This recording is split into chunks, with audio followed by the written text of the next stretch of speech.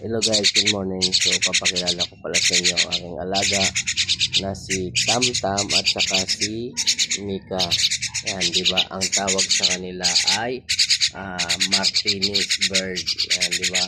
So marunong sila magsalita, di ba? So ginagaya nila yung mga salita ng ibon at saka kung ano kanilang marinig, di ba? So sinerch ko sa YouTube. Kailangan mo lang talaga sila i-train, di ba? So ito, pag inano ko sila, pag sinasabihan ko lang, di ba?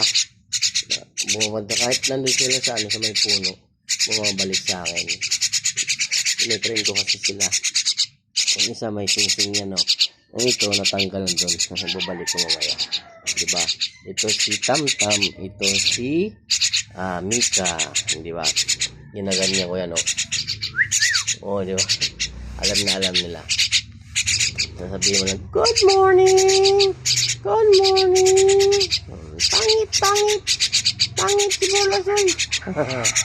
Di ba? Ito ang aking alaga, di ba? So ang ginawa kong kulungan pala, di ba? Yan ay electric fan lang, yan,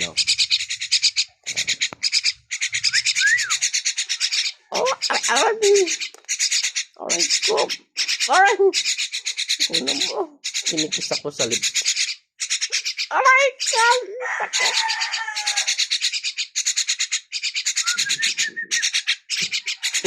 Sakit.